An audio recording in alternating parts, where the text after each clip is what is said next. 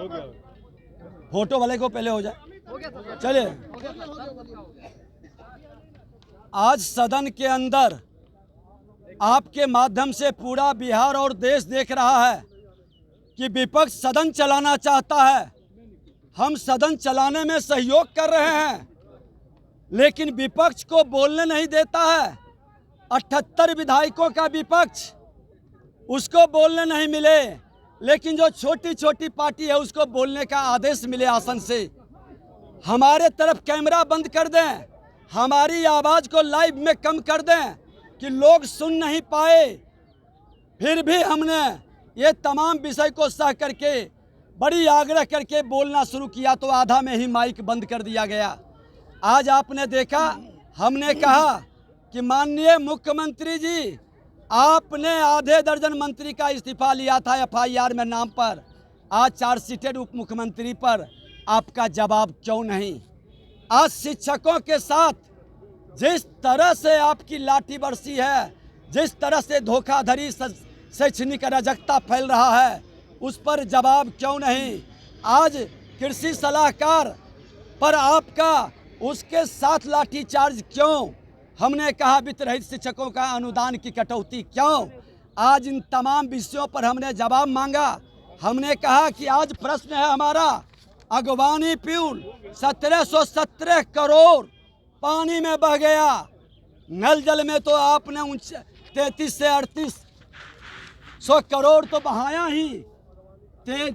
आज अगवानी पुल 1717 करोड़ पर CBI की जांच क्यों नहीं? भ्रष्ट पदाधिकारियों पर कार्रवाई क्यों नहीं? उत्तर लिपा पोती का है। हमारे माननीय सदस्यों को पूरक 3 पूछने का आदेश नहीं मिलता है और सत्ता पक्ष के सदस्यों का कई पूरक का अवसर मिलता है। समय बर्बाद करके समय पार करने का ये खेल, अगवानी पुल का क्वेश्चन नहीं आए। सत्ता से जब, आसन से जब सत्ताधारी दल के इशारे पर आसन चलेगा तो सदन की गरिमा क्या बचेगी?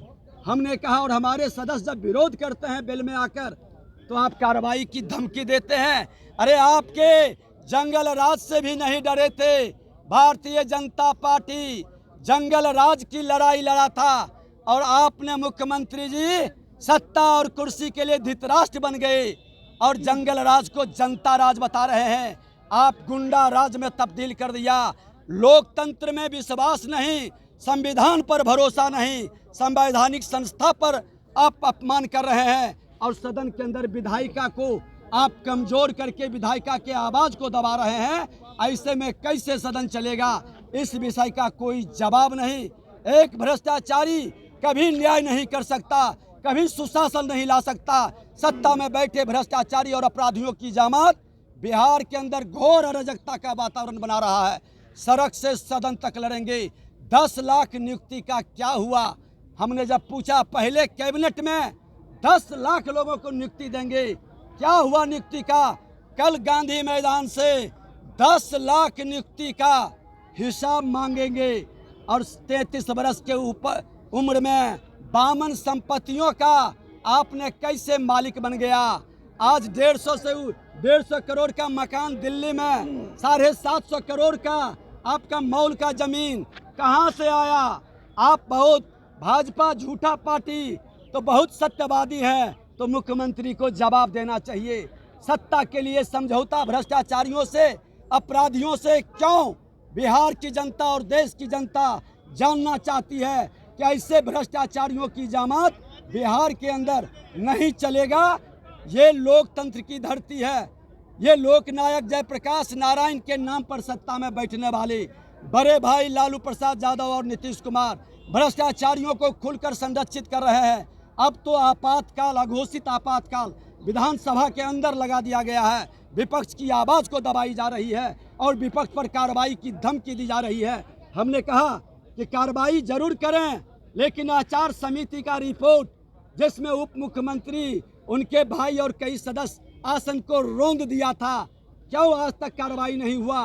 क्यों विशेषाधिकार पर आप बैठक नहीं किए? क्यों विधायकों के अपमान प्रोटोकॉल समिति पर आप बैठक नहीं किए?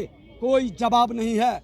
जब आसन की निरपेक्षता गिरवी रखी जाए, जब आसन को दबाव में लाया जाए तो ये आपातकाल है। और बिहार के अंदर सड़क से सदन तक आपातकाल अघोषित रूप से लगा दिया।